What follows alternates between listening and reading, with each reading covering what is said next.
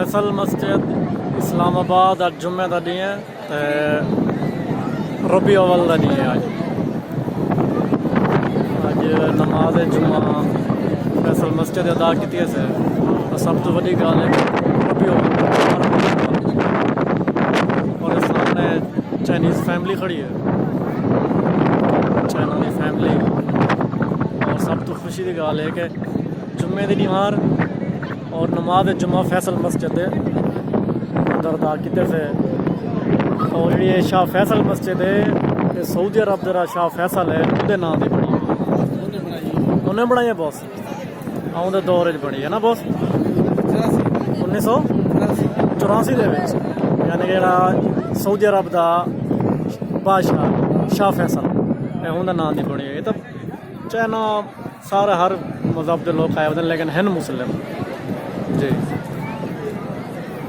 सब तो वही गल है नाल ही इस्लामाबाद बिलू एरिया है उत्थां इन्होंने लोगों की रिहायश है।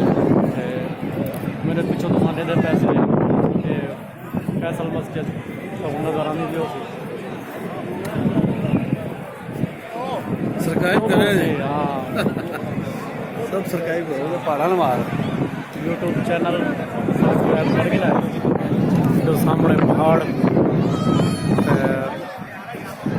बड़े बड़े रश है।